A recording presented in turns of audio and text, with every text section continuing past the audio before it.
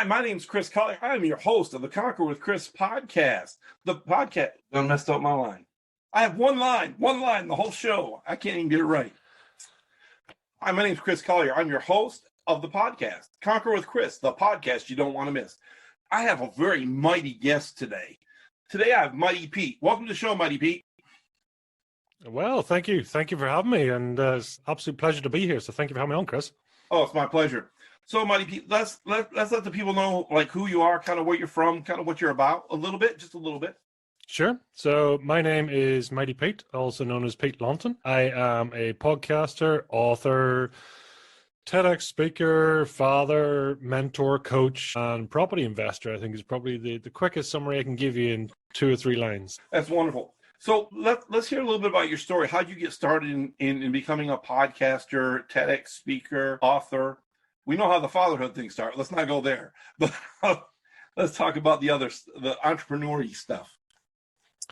Well, funny. I mean, I've always been entrepreneurial. It's been in my family, but it's kind of something that's always been in my background, if you like. And so I'm now 41 years of age, and at 37 and a half years of age, I got to what I call my sort of midlife crisis, if you like. I now call it my midlife opportunity because I believe from great overwhelm comes great change. And it was at that point in my life when it was the tail end of depression. We had a young child.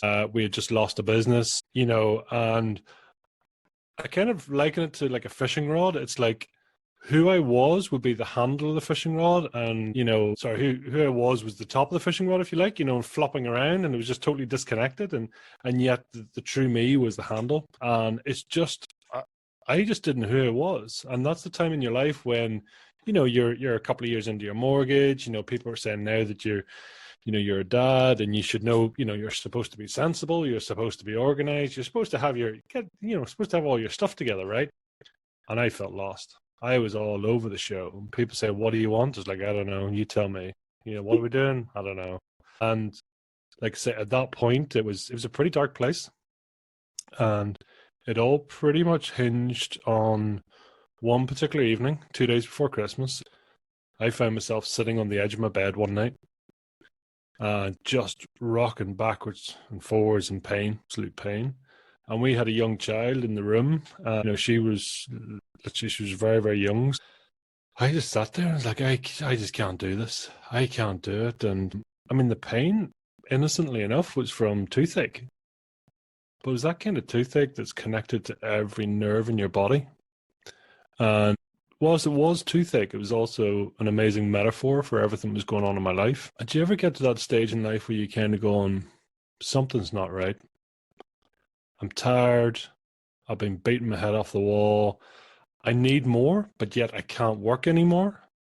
I'm tired from working so hard. I'm tired from pushing so hard. I'm lost in who I am, what I'm doing, what's the point of it all. And now I've got this young child that's going to eventually look at me and say, my job is to support you and care for you and look after you. And I can sit in here thinking I can barely look after myself. Kind of fast forward to where I am today, and listen, I am so grateful for everything in my life. We've got 3 young, beautiful girls, so 3 girls under 4. We've twin girls. So I am an author. I'm a multiple author now, TEDx speaker. We've had over 400 guests on the podcast show. I have a thriving property investment business. What I do, I coach people, I mentor. I've spoken to people all around the world and just done some amazing things. But you know what? I'm actually starting to love myself and like myself. And that alone is worth everything. Let's dive in that for a second, Pete, if you don't mind, because people really don't know who they are, right? Or what they're about. They're so busy just doing the grind, doing whatever. How can you love someone else, a husband, a wife, a child, if you don't really get in touch with yourself? So let's talk about that process for a minute, because I think even though it's not really part of the entrepreneur journey, it's a major part of the entrepreneur journey. But it's kind of like a what they call that in school. You have to have the stuff done before you can go to the next course. They call it a it's like modules, or you got to tick off one thing after another. Yeah, it's a prerequisite. That's the word I'm looking for. It's a prerequisite. Yeah. You can't move forward until you get this prerequisite done. So this prerequisite, this is good stuff here, because most entrepreneurs, that's kind of what they deal with before they get to a place of success, right? You can't be successful if you don't love yourself and love what you do. And you don't even know what, if you really love what you do until you really love yourself. Because you may like something, but then you realize after a while, after doing it, you don't love it anymore because it's not really part of you. So let's talk about that. How do you develop that love of yourself and love for other people and love for what you do? It takes time, but, and this is kind of what I've talked about in my book. It's so the title of my book is, Be Heard to Be Rich. Listen to your inner genius. What I discovered at that time, that 37 and a half years, everything's so noisy. And that is the problem with the world now. Everything's so noisy. We're on social media. We are the product. We're the product because people are marketing to us, selling to us, doing all this and comparisons and everything else. We listen to people around us and there's, you should have this, you should have that. And then you've got, the sort of the wants and demands and the needs of all our family and friends around us. So the crazy thing that starts to happen is going, well, when do you get time for you? And, it's people talk about putting on their own life jacket first and things like that. And when I got to that stage in my life, and I'll never forget when, the whole Fire in the Belly, which is the name of my podcast, came about, and I was pushing my twin girls up the road and just searching, and I'm kind of going, listen, I got to meet amazing people. I mean, immensely successful for whatever reason, and success can be anything. Success could be the fact that you're alive today. It could be the fact that you are multi-whatever, you have property, or you have this, you have businesses, or any number of things, or the fact that you just didn't jump. So success can be any of those. And I'm sitting here going, there's this mismatch. That's why I was sort of at that time going, I don't know what I want. I don't know what I'm good at, and it was just numb. And this was off the tail end of a bout of depression. My mother passed away in 97, and it took me approximately 7 years to get over that. And that was through a period of depression. Then my father passed away in 2010. And again, funnily enough, 2017, that's where I found myself at the back end of depression. And I was on medication to just to get me back in. And I'm sitting here going, the formula's not right.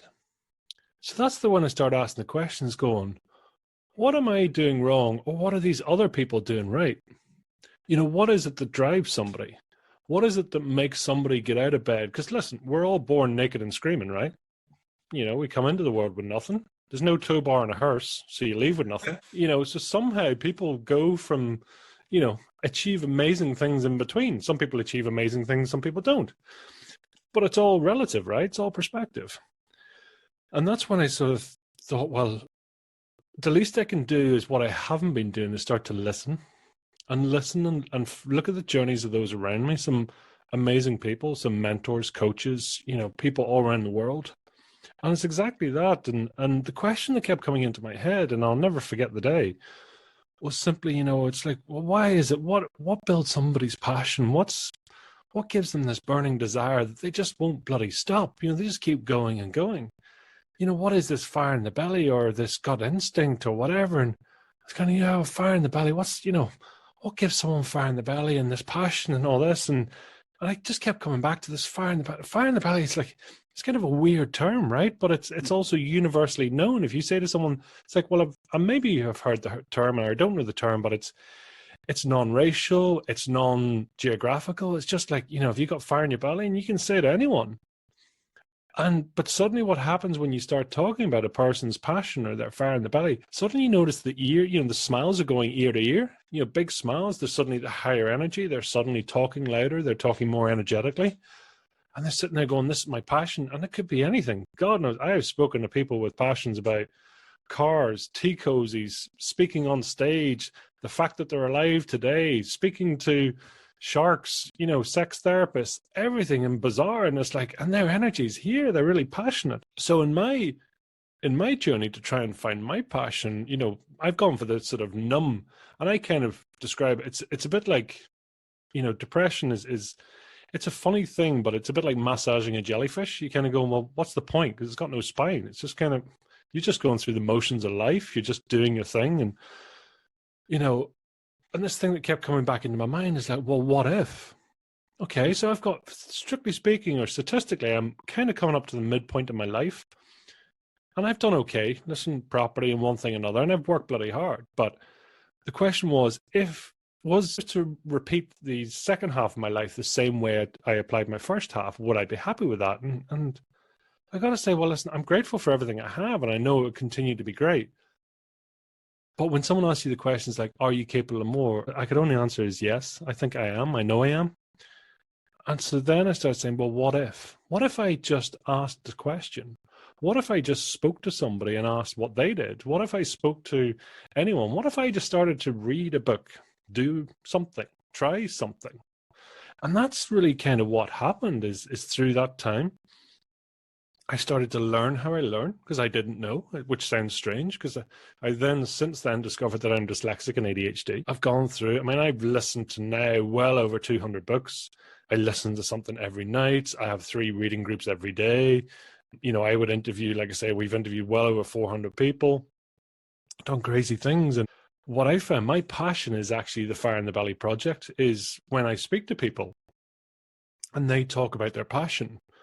But I mean, I love to answer questions, and those questions quite often you can see if you hit the right question, people will just open up like a rosebud, and they'll suddenly go, my goodness, you know, if you hit my passion project, I will talk and talk and talk, you know, and they just go, this is my thing. They'll be enthusiastic and they're giving off energy. There's no restriction. Listen, time is no object. They will talk and talk, no problem at all. And I'm kind of going, wouldn't it be amazing to do that? You know, and I get a very weird view in life because probably about 60 to 70% of my guests live with fire in the belly, live with a passion. They understand themselves and all the rest. There is a percentage that don't. About 30 to 40% of our shows don't go live for various reasons, but mainly it's because they can't ask that question. It's like, do you like yourself and do you love yourself? And quite often when they can't answer that question, that's the time when quite often the interviews won't go live because, especially in a longer interview, when that passion's not there, certainly not the passion for yourself, that want to be good, that want to get up in the morning. You know, I know now from sitting on the side of my bed and I had to put 2 feet on the ground. I had to lean forward and stand up and say, listen, you are in a bad place, but from that great overwhelm has to come great change. You know, it's down to me. Yeah, let me just interject. I think that's a great thought. I want to just say that for some of those people, there's probably just some disconnect. Like they might have their passion, they might know it, they might not have actually drilled into it, but they may have obligations and they might have a job they still go to. And sometimes that job or that situation can take away from that passion and cause a disconnect. Because I know from experience, I'm a vocational, you know, I work for myself and I work for a job. And sometimes I get so beat down at the job, I come home and there's just hardly anything left in the tank because I've done work for someone else. So sometimes it's hard to keep that passion going because you got beat down at work or at home or whatever the case may be. But the passion will still come through if someone hits it, like you said, and you can't help but open up like a rose. That's a good metaphor. So let's reverse engineer this. Let's say you're talking to one of these people who have a passion or they're thinking about something that they're passionate about, and they haven't been able to tap into it the way they wanted to, or they've got a job that, you know, requires some attention, hours, whatever, and they just can't quite get to that place where they're doing it full time. How do you talk to that person? What do you say to that person to help get their head straight? One thing I've learned here is to be of service. That's the one common thing, time and time again. Any of my clients and people I speak to ultimately end up giving up or losing their job because my background is business and business systems, if you like, and that's kind of what I do. When you take a system, you know, and that could be anything. It's like, you know, if you sit in your point of passion, the point where you serve the most, it is the least tiring thing you do. Because you know when, you know, if you're podcasting, you're chatting to somebody else and the show might go on longer or you kind of going, I'm really tired, but I'm going to get up and do it anyway. Someone that's not living in their passion, they're kind of going, I'm tired and I'm just going to go to bed. That's the difference when you're sitting in your passion. You're not sitting in your passion. When you get to that, I mean, some people talk about the 10,000 hour rule, you know, where it's like, that's what it takes to be an expert. But I would say to anyone is like, well, how about instead of waiting to become an expert, how about learning on the journey, right? Because all you need to be is one step ahead of someone else. Things will happen in due time if you can be of service. So the words that you have, if they can be of service to somebody else, then the next thing is saying, well, what I need to be is smarter. So, I mean, I love the fact that I know with any of our podcasts, I will repurpose that in anywhere between 10 and 100 different ways.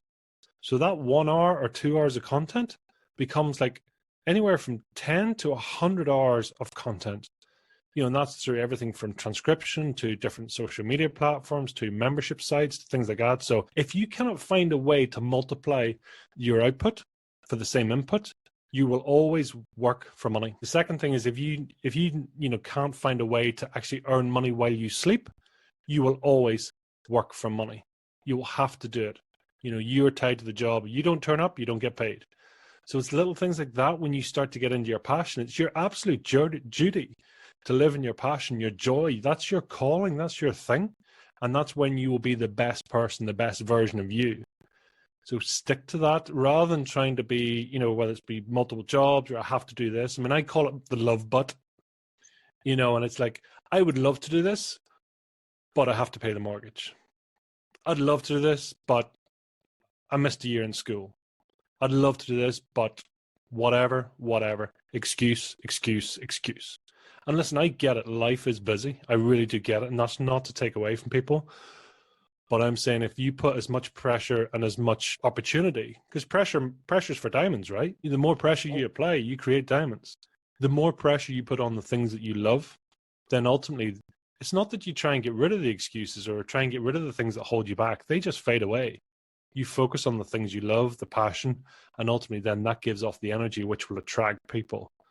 Some people, listen, if you're into the law of attraction, The Secret and Bob Proctor and all these things, I mean, that is what it's all about as well. But, when you speak to anyone who's enthusiastic, you're just attracted to them. You're kind of going, I mean, I've got excited about things that have nothing to do with me. One guy had a bulldozer company and he was so passionate.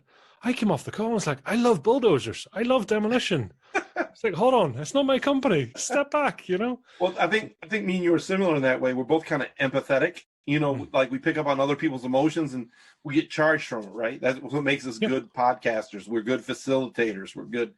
But sometimes, just to be honest, and maybe you'll blast me for this, but sometimes before I get on a podcast, I'm like, oh gosh, I got to get on a podcast. But then once I start doing it, it's like, woo, yeah, let's go. It's the best thing ever, right? That's the old you fighting the new you, right?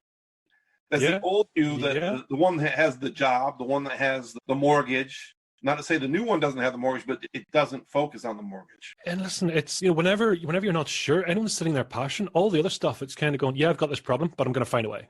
It's like, because it becomes your non-negotiable. If you want to podcast more, and this is the one thing I kind of go, people say, right, well, I know even my podcast, so we put out 3 a week, and I'm already saying we're going up to 5 a week. And people going 5 a week, and our stuff is not short. We're like anywhere between 1 to 2 hours per interview. But I do 10 interviews typically a week. People going, that's crazy shit, man. It's like there's loads there, but I'm kind of going, yeah, but that's my passion. And then, people saying, well, that's kind of too much for the podcast. It's like, well, let's find a different way. So then we put it out onto the YouTube channel. Then we put it out on all these different things. It's kind of going, I'm not going to stick to local social conformities, because same way it's like I listen to a book. I listen every night when I get into bed, headphones on. I'm typically a meditation app, and then I'm straight into reading a book. Is it going in? I don't know. But all I know is like only 5%, the bit that's talking to you is like 5% and not even 5% of my brain power. There's 95% sitting back in there. And as you say, it's the empathic part of us. It's the intuitive part of us. I mean, I would now say I'm getting pretty intuitive, reading language, seeing things, holding the energy, or even just close my eyes and going, do you know what? I'm getting something off here. Because when you interview someone, you kind of go, something's not quite right. This guy's holding back or something's going on here. And in the coaching environment, I call it. I mean, I'm sort of going, I'm really going to call bullshit here because I think you're holding yourself back and you've just given me a load of excuses. And I love pulling apart language because there's parts of us, and people don't mean to do it, but I don't care what age you are, still we go back to when we were a child, and, and people use language like, I would like to do this, or, part of me wants to do this, or myself, if I was doing something else, we would do this. It's kind of going, hold on, you're talking about yourself, and yet you've referred to yourself in up to 9 or 10 different ways. It's kind of going, what's that all about? And that's what we do. We self-protect ourselves. Part of us, the part of us that wanted to be the ballet dancer or the bulldozer driver, whatever, because you say to anyone, what did you want to do when you grew up? And they had a dream and they can still remember it. You ask them, what did you want to do when I grew up? I want to be a pilot. I want to be this. I want to be that. And yet that bit's been locked away, and it's like, don't be silly, and you haven't got enough money, or you haven't got the education, or you're not smart enough. And that's just locked away and just sits there, So, sorry, gone on a bit of a rant, but hope that makes sense. Good. So, well, Mighty Pete, they know that you have a podcast, Fire in the Belly. How can people find you if they're looking for you, and what you offer people if they find you? Mixture. So mightypete.com, really simple. So mightypete.com is the website there. So really the website is where we go. So there my book is coming out, and that's really the bit where people can learn about. The book is all about that. It's about listening. So, listening on 2 levels, because when you say to someone, when's the last time someone really listened to you? And when's the last time you really listened to somebody? And that includes yourself, and what we found with the interviews, because they are a bit longer, and like I said, the longest one we've done is 3.5 hours, but typically we hold them in around the 90 minutes to 2 hours. And just by asking questions without responding, or just holding an open space and keeping it really positive, you say to people, it's like, when's the last time someone did that for you? And the crazy thing is, some people say it's like, I don't think that's ever happened, or it was with a therapist, and then, I was talking about the past. And, so actually by just giving that space, and people come away and go, my God, it was like a positive therapy session. And I come away and, because I'm looking for patterns, I'm looking for language, and I'm trying to delve in and just pull the layers apart a bit. And that's also why, because we have such a high spoil rate of interviews that don't go live, is because times you kind of go, do I say nothing here, or do I wait till the show's over till we talk, and and then like go and listen? There's a big red flag for me right here for you, and it depends. Sometimes I do, sometimes I don't. But it's listen, it's such a privilege. But so the book is all about that listening process and going through. I'm putting out 4 more books this year, and even helping. So we've literally we've 6 other guests who are doing books, because with the dyslexia, what I found is you ask me to write down something or read something, it's going to be really slow. But you ask me to use this hole in the front of my face to talk, no problems. I can do 10,000 words an hour, no problem. And then the software that will transcribe it for me. So they'll transcribe my 10,000 words. And then next thing, typically a sort of a medium-sized book might be 50,000 words or 100,000 words. So it's like I can bounce out a book in 6 weeks, when it's in flow, because I go into a flow state. Especially with a longer podcast, it's almost like ketosis. Your flow state, you're into that, and then we rerun it and we go through, and it's kind of going. It's ironic, the dyslexic and the ADHD guy who's putting out long podcasts, books, this heavy content, like super rich content, and going through. So I'm in a stage in my life where I'm there to serve, and when you see people finding their passion, finding their fire in the belly. And I don't care who you are and what you do, but when someone's found their passion. And unfortunately, Chris, you know what? It's scary, the number of people in the world that never find it, or never actually have the courage to actually go and live it and find out, and dying with a dream has got to be one of the hardest things, I would imagine. They say the graveyard is the richest place in the world. There's so many dreams and gifts and talents buried there. I want it kind of like they say about the football player or the basketball player, soccer player or baseball, that I left it all in the field. I want them to say, this guy didn't have anything left. His body faded away because all the energy was gone. I want to leave it all out in the field.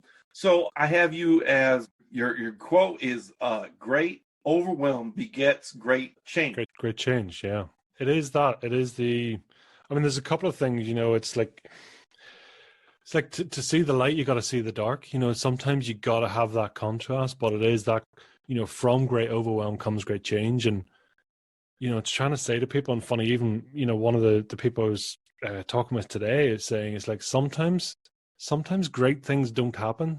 or sometimes good things don't happen so that great things can. Because people sort of go, God, why did this bad thing happen to me and all the rest? And it's going, well, actually, do you know what? Maybe it's creating space for you. Maybe you're capable of far more than you can imagine. But do you know what? The words we said 5 minutes ago are gone. The past is gone. You can't change your past, your perception of the past. That's the one thing. People go, oh, the past. Like, no. All it is facts. You can never experience something outside of yourself. So guess what? It's all happening in your head. All the words that are gone, they're out there in the universe, they're doing whatever they're doing, but I can't get them back again. They're gone. And it's all about a case of going, really sort of, you choose. When you get to that point of great overwhelm, what are you going to choose? Are you going to choose to do something more? What if you just said yes? What if you took 14.4 minutes every day, 1% of your day, to do something new? It might be read a book. It might be make a phone call, send an email, sit on a webinar, listen to the podcast, do something that just kind of goes, do you know what? If I changed one thing, 1% of the day, 14.4 minutes, that's a 3,800% change every year when you compound that. It's huge, absolutely huge. People say, oh, it's too hard to change. 14.4 minutes, really? It's all in your mind. Well, any last words you want to leave people with, Pete? Honestly, just go be mighty. Be the mightiest version of you, please. Do it for you. Do it for everyone around you. Do it for your family. But most of it, do it for yourself. Listen, we're all going to die. We're all going that way eventually. What do you want to do? Go out with a bang and saying, I tried it all and I did it all. Or do you want to say, yeah, as you say, leave the dreams in the graveyard? Please, just go be mighty. Be the best version of you. I want to thank my guest, Mighty Pete, for being on today. I want to thank each of you for watching or listening, depending on what platform you're on. Thank you so much. Please like, subscribe, and share. Thank you so much. Have a great day.